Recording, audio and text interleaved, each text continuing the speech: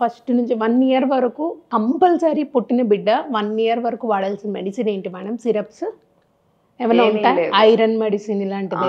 Only vitamin D. నెలలు నిండాక పుట్టిన పిల్లలైతే full term baby, vitamin D ఒక్కటే. అండ్ తల్లిపాల మీద ఉన్న పిల్లలైతే 4 నెలలు నిండాక ఇనుము మొదలు పెడతాం, ఇంతే. Okay okay.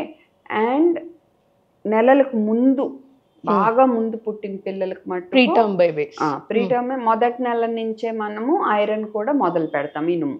Okay okay. ఇంకా బాగా నెలల ముందు పుట్టిన పిల్లలకి కొన్ని రోజుల పాటు మల్టీవిటమిన్ ఇలాంటివి ఇస్తాము. ఓకే. బట్ రెగ్యులర్గా ఇచ్చేది కానే కాదు. అండ్ మందుల గురించి అడిగారు కాబట్టి చెప్తున్నాను. బాటిల్ ఓపెన్ చేశాక 1-2 నెలల కంటే ఉంచొద్దు. ఎక్స్పైరీ డేట్ సరిగ్గా చూసుకోండి. చల్లగా పొడిగా సూర్యరశ్మికి దూరంగా ఉన్న ప్రదేశంలో స్టోర్ చేసుకోండి. బాటిల్ మీద రాసి ఉంటుంది 25 డిగ్రీల లోపు స్టోర్ చేసుకోండి అని.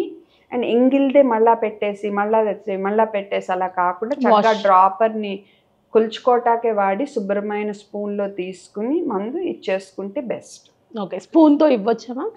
అండ్ ఈ ముక్కు చుక్కలు అవి ఉంటాయి కదా, ఈ నెల కంటే అసలు ఉంచకూడదు, ఎప్పటికప్పుడు కొత్తవి పెట్టుకోవాలి. అండ్ 6 నెలల్లో పిల్లలకైతే ఎట్టి పరిస్థితుల్లో కాఫ్ కోల్డ్ మెడిసిన్స్ ఉండకూడదు. ఆ పైన కూడా చాలా అరుదుగా వాడాలి. అది కూడా డాక్టర్ని సంప్రదించి, ఈవెన్ డాక్టర్ మేము చెప్పినా కూడా మీరు ఒకసారి 1-2 సార్లు 3 సార్లు చెక్ చేసుకుని, ఇందులో ఏమైనా మత్తు వచ్చేవి ఉన్నాయా, హార్ట్ బీట్ ఫాస్ట్ వెళ్ళేవి ఉన్నాయా, అసలు నిజంగా అవసరమా లేదా అన్ని చూసుకుని వాడాలి తప్ప అదే పనిగా మందులు అని పెంచేయద్దు పిల్లల్ని. యాంటీబయాటిక్స్ పిల్లలకి ఏ టైంలో ఇవ్వాలంటారు? మరీ ఇంపార్టెంట్ టైం అసలు అది మీకు చెప్పేదే లేదు ఇప్పుడు. ఎందుకంటే యాంటీబయాటిక్ అనేది, ఇప్పుడు యాంటీబయాటిక్ అంటే ఏంటి? బయో అంటే లైఫ్, లైఫ్ని చంపేది. ఓకే. సో మనకి బ్యాక్టీరియా వల్ల జబ్బులు ఉంటాయి, వైరస్ వల్ల ఉంటాయి, ఫంగస్ వల్ల ఉంటాయి జబ్బులు, పారాసైట్స్ అని అంటే మలేరియా ఇలాంటి జబ్బులు ఉంటాయి. వీటిని చంపుతాయి, ఇన్ఫెక్షన్ని చంపాలి. ఓకే. మనకు ముఖ్యంగా యాంటీబయాటిక్స్ అంటే ఈ 2 వస్తాయి, antiviral, anti bacteria. Okay. So ఇప్పుడు నాకు జబ్బు వచ్చింది, నా దగ్గు, జ్వరం, జలుబు ఉంది. ఓకే. సో అది ఒక వైరస్ వల్ల అని నేను నిర్ధారించా, డాక్టర్ నిర్ధారించారు నాకు. ఏ వైరస్ అనుకుంటున్నారు, లేదా టెస్ట్ ద్వారా నిర్ధారించారా? ఆ వైరస్కి మందు ఉందా? సో ఇలాంటి వాటిలో ఓన్లీ ఫ్లూ వైరస్కి ఉంది మందు. నిజంగా ఆ మందు అవసరమా, లేదా వదిలేయొచ్చా, ఒక 5 రోజులు ఎలా కోలుకుంటారు, ఇవన్నీ చూసి ఇస్తాము. ఆర్ఎస్వి అనే వైరస్ ఉంది, దానికి ఓ మందు ఉంది. కానీ ఎవరిలో వాడతాము? బాగా హాస్పిటల్ ఉండి సీరియస్ ఉండి ఆల్రెడీ వాళ్ళ ఇమ్యూనిటీ, రోగనిరోధక శక్తి బాగా తక్కువ ఉన్న వాళ్ళలోనే వాడాలి. ఎందుకంటే ఆ మందు వల్ల రిస్కులు ఎక్కువ. ఓకే. సో అలా యాంటీవైరల్స్. యాంటీబయాటిక్స్ ఓకే, గొంతు ఇన్ఫెక్షన్కి అయితే ఒక రకం, యూరిన్ ఇన్ఫెక్షన్కి అయితే ఒక రకం, ఒక రకమైన గొంతు ఇన్ఫెక్షన్కి అయితే 5 రోజులు, ఒక రకం దానికి 7 రోజులు, ఒక రకమైన యూరిన్ ఇన్ఫెక్షన్కి 7 రోజులు, ఒక్కోసారి 10 రోజులు వాడాల్సి వస్తుంది. ఒక రకమైన లంగ్ ఇన్ఫెక్షన్కి 7 రోజులు, ఒక్కొక్కసారి 2 వారాలు వాడాలి. టీబీకి అయితే 6 నెలలు వాడాల్సి రావచ్చు. అదే టీబీ మళ్ళీ ఈ టీబీ అయితే, బ్రెయిన్ టీబీ అయితే సంవత్సరం వాడాల్సి రావచ్చు. సో ఇలాగుంటుంది తప్ప ఒక్క యాంటీబయాటిక్ మీరు దగ్గు జలుబు రాగానే షాప్కి వెళ్ళిపోయి ఆగ్మెంటిన్ అని ఎజీ అని తీసేసుకున్నారనుకో, వాటి వల్ల యూజ్ ఏం లేదు. మీకు అసలు ఏం ప్రాబ్లం ఉందో ఏదో తీసేసుకున్నాం. సో మీరు తీసుకున్న 5 రోజుల్లోనే కోలుకుంటారు, తీసుకోపోయినా 5 రోజుల్లోనే కోలుకుంటారు. కాకపోతే మీకేంటంటే నేను ఏదో తీసేసుకున్నాను అని ఒక ఫీల్, దానివల్ల ఏదో తగ్గింది. కానీ రేపు నిజంగా ఈ యాంటీబయాటిక్స్ దేనికైతే అవసరమో ఆ జబ్బు మీకు వస్తే మీకు పనిచేయవు. మీకే కాదు, మీ ఇంట్లో వాళ్ళకి పనిచేయవు. ఎందుకంటే యాక్చువల్గా ఈ బ్యాక్టీరియాకి తెలిసిపోతాయి, ఈ మందుకి నేను ఎలాగా ఫైట్ చేయాలో అని అవి రెసిస్టెన్స్ డెవలప్ అయిపోతాయి. ఓకే. సో అందుకనే అంటున్నారు 2025 నుంచి 2050 మధ్య 4 కోట్ల మంది జనాభా ప్రపంచంలో చనిపోతారు. ఎందుకు కారణం అంటే మనం చేసుకుందే, యాంటీబయాటిక్స్ పనిచేయ వాళ్ళకి. సో ఊరికే ప్రతి దగ్గు జలుబుకి యాంటీబయాటిక్స్ కాదు తీసుకోవటం, ముందు జ్వరం వస్తే ఒక పారాసెటమాల్, అది కూడా మనకు సులువుగా లేకపోతే, గొంతు నొప్పి ఉంటే కొంచెం గాగ్లింగ్, కుప్పులు ఇచ్చటం. నాకు థ్రోట్ ఇన్ఫెక్షన్ ఉందంటారు లైట్గా గొంతు మంటుంటే. జ్వరం ఉండదు, ఏముండదు, వెంటనే యాంటీబయాటిక్ వేసేసి అసలు అర్థం పర్థం లేకుండా అయిపోయింది పరిస్థితి. మీ కుటుంబానికి మీరే నష్టం చేసుకుంటున్నారు, సమాజానికి నష్టం చేసుకుంటున్నారు. కాకపోతే మన సమాజం పట్టదు కదా, సో అట్లీస్ట్ కుటుంబానికైనా నష్టం చేసుకోవద్దు. ఎస్, బేబీస్కి 6 months తర్వాతనే వాటర్ని మనం కొంచెం కొంచెంగా ఇంట్రడ్యూస్ చేయాలి, అంతవరకు వాటర్ అసలు ఇవ్వకూడదు అని చెప్పారు కదా. ఇప్పుడు మామూలుగా డైరెక్ట్ బ్రెస్ట్ ఫీడ్, మదర్ నుంచి ఫీడ్ లేని పిల్లలకి ఫార్ములా మిల్క్ ఇస్తూ ఉంటాం కదా, దాంట్లో వాటర్ కొంచెం యాడ్ చేయాల్సి ఉంటుంది హీట్ చేసి. సో దానివల్ల ఏమి ఇష్యూ లేదంటారా? వాటర్ ఎందుకు ఇవ్వద్దంటాము, పాలల్లోనే నీరు వస్తుంది, ఆ నీరు బిడ్డకు చాలు. మీరు ఎక్స్ట్రా నీళ్ళు ఇస్తే బిడ్డ సరిపడా పాలు తాగదు. అందువల్ల ఆ ఎక్స్ట్రా నీళ్ళు ఇవ్వటం వల్ల, పాలు తాగపోవటం వల్ల బలం సరిపోను రాదు. రెండోది ఏంటంటే ఎక్కువ నీళ్ళు ఇచ్చేస్తే శరీరంలో సోడియం లెవెల్ తగ్గిపోవచ్చు. ఓకే, సో మన కిడ్నీలు వాటిని సెట్ చేయటానికి రెడీగా ఉండకపోవచ్చు. ఓకే, అందుకని నీళ్ళు వద్దంటాం. ఫార్ములా ఎలా తయారు చేస్తారంటే, ఇంత పౌడర్కి ఇంత నీళ్లు కలిపితే మన తల్లి పాలల్లో ఏ శాతం అయితే ఉంటాయో నీళ్ళు ఆ రకంగా ఉండేట్టు ఉంటుంది. అవును, ఇంత క్వాంటిటీకి ఇంత వాటర్ అని ఉంటుంది. సో ఆ నీళ్ళు వెళ్తాయి బేబీకి, దానికంటే ఎక్స్ట్రా ఇవ్వద్దు. అండ్ ఈ నీళ్లు కూడా ఎలా ఉండాలి, శుభ్రమైన నీళ్లు. మనకి అక్వాగార్డు, కెంటి లాంటి మంచి ఫిల్టర్లు ఉంటే కాయక్కర్లా. లేదనుకోండి, నీళ్లు మరిగాక బుడగలు వచ్చాక కనీసం 20 నిమిషాలు మరగాలి, అప్పుడు ఆరబెట్టాలి. అప్పుడే ఆ నీళ్ళల్లో క్రిములు ఉండకుండా బేబీకి సేఫ్. రెండోది, మీరు ఫార్ములా ఇవ్వాల్సిన పరిస్థితి వస్తే బాటిల్ కంటే కూడా ఉగ్గు గిన్నెతో ఇవ్వటం మేలు. శుభ్రం చేయటం అది ఈజీ. అండ్ పిల్లలకి చెవి ఇన్ఫెక్షన్ రిస్క్ తక్కువ ఉంటుంది, మోషన్లు, వాంతులు, జ్వరాలు రిస్క్ తక్కువ ఉంటుంది. ఓకే, కాదు నేను ఇవ్వలేకపోతున్నా, నేను బాటిల్తోనే ఇవ్వాలని ఉంటే ఈ మధ్య న్యాచురల్ ఫ్లో నిప్పుల్స్ అని వస్తున్నాయి.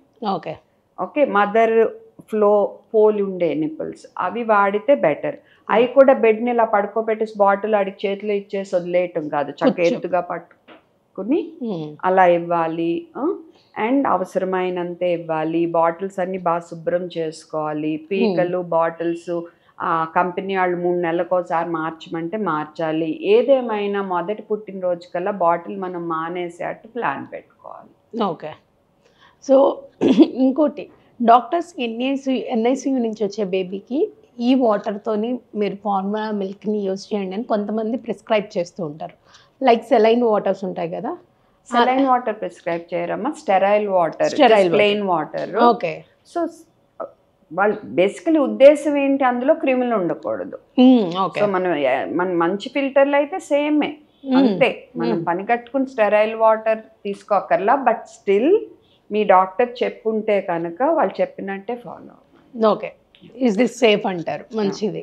ఓకే, అండ్ ఇంకొకటి, ఈ మధ్య కాలంలో ఏంటంటే అప్పుడు ఎలా చేసేవారు అనేది పక్కకు పెడితే ఇప్పుడు ప్రతి ఒక్కరు డైపర్స్ అనేది మ్యాండేటరీ అయిపోయింది. వాళ్ళని క్లీన్ చేసే టైం లేకపోవచ్చు, అదంతా ఇబ్బందికరంగా ఉండొచ్చు, డైపర్స్ అయితే యూజ్ చేస్తున్నారు.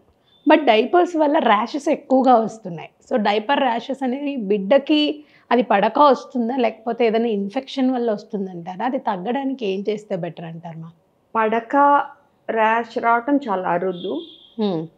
ఎందుకు వస్తుంది అంటే, ఇప్పుడు మోషన్ వెళ్ళాడు, నేను ఎప్పుడు అరగంట గంట తర్వాత చూసుకున్నాం.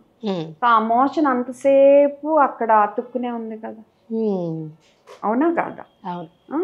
ఒక్కసారి మీరే పెద్దాళ్ళైనా అప్పుడు అది చిరాగ్గా ఉంటుంది.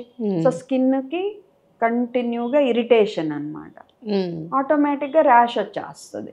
ఓకే ఓకే, సో మీరు డైపర్లు వాడినా ఎప్పటికప్పుడు చూసుకుంటా మార్చుకుంటా ఉండాలి. 1 2. ఓకే, రెండోది, క్లీనింగ్ అప్పుడు కూడా రబ్ చేయకుండా చాలా జెంటల్గా క్లీన్ చేసి ఇలా అద్ది, పొడిగా అద్ది, కొంచెం ఇసిరి, డైపర్ క్రీమ్ మంచిది, జింక్ ఆక్సైడ్ అని ఉంటాయి, అందులో జింక్ ఆక్సైడ్ ఉండాలి. మంచి డైపర్ క్రీము మీ పిల్లల డాక్టర్ని అడిగి కనుక్కొని రాయాలి. మూడోది lot of diaper free time, అంటే డైపర్ లేకుండా ఉండే టైము ఎక్కువ చేయండి. ఇప్పుడే మోషన్ వెళ్ళాడు, క్లీన్ కాసేపు వదిలేసేయండి. డైపర్లు అవి ఎందుకు వచ్చినాయి? వెసులుబాటు కోసం వచ్చినాయి. లేదంటే ఏంటి, మనకు ఉండే టెంపరేచర్లకి వాళ్ళు బట్టలు వేసేయి అక్కర్లా. మనం కింద వదిలేసి కింద ఏదైనా పెట్టి వదిలేసినా సరిపోతుంది. ఎమ్మటెమ్మటే చూసేసుకుని తీసేస్తాము, ర్యాష్లు వచ్చే ఛాన్స్ తక్కువ. సో మీకు ఆ వెసులుబాటు ఉంటే అదే నయం. ఇప్పుడు నేను ఎక్కడ బయటకు వెళ్ళాలి, క్లినిక్ తీసుకెళ్ళాలి, కబుక్కుని వెళ్తే కష్టం అవుతుంది కదా. సో స్పేర్ దగ్గర పెట్టుకుని ఎమ్మటే తీసేసి చేంజ్ చేసుకుని ఇలా అవసరం బట్టి వాడితే మనకి యూజ్ ఉంటుంది అండ్ బిడ్డకి ర్యాష్ రాదు. ఓకే. సో అండ్ ఇంకోటి, డైపర్ల వల్ల ప్రకృతికి కూడా చాలా నష్టం జరుగుతుంది, ఎంతో ఎక్కువ వేస్ట్ యాడ్ అవుతుంది. అది కూడా. డైపర్స్ లో ఏమైనా ఉంటాయా మేడం ర్యాషెస్ రాని డైపర్స్? అంటే చాలా మంది అడ్వర్టైజ్మెంట్స్ ఇస్తూ ఉంటారు కదా, ఈ డైపర్స్ యూజ్ చేయండి. కంపెనీస్ గురించి ఇప్పుడు నేను మాట్లాడటం కరెక్ట్ కాదు, ఎప్పుడు మాట్లాడను అన్లెస్ ఆ కంపెనీ వల్ల నష్టం జరుగుతుంది బిడ్డలకు అనిపిస్తే తప్ప. కాబట్టి ఈ కంపెనీ మంచిది ఇది మంచిది కాదనే టాపిక్ ఇప్పుడు మనం మాట్లాడొద్దు. ఓకే. అంటే జనరల్గా మేము అడుగుతాం, అలాంటివి ఏమైనా ఉంటాయా? అంటే మీరు అన్నట్టు ర్యాష్ క్రీమ్స్లో జింక్ ఆక్సైడ్ ఉండేలాగా చూసుకోండి క్రీమ్ అన్నారు కదా, సో అలాంటి డైపర్స్ కూడా ఉంటాయా? డైపర్స్ అంటే ఇప్పుడు ఈ మధ్య ఏమొస్తున్నాయంటే రీయూజబుల్ వస్తున్నాయి. అవును, కాటన్, అది వాష్ మళ్ళా యూజ్, అలాంటివి యూజ్ చేస్తే బెటర్ అని నా ఉద్దేశం. ఓకే, అలాంటివి యూజ్ చేయొచ్చు, రీయూజబుల్ వే అలాంటివి ఉన్నా సరే. ఓకే.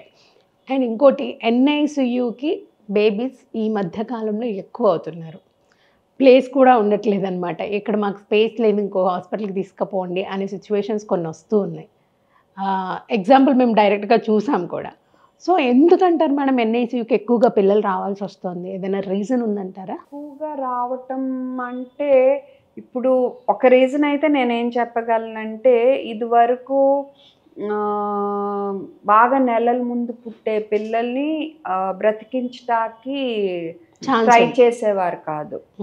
ఎందుకంటే వాళ్ళు బ్రతికినా వాళ్ళు పెద్ద అయ్యాక అంత అసలు ఛాన్సే తక్కువ ఉండేది, అండ్ బ్రతికినా పెద్ద అయ్యాక బోల్డన్ లోపాలు ఉండొచ్చు అని.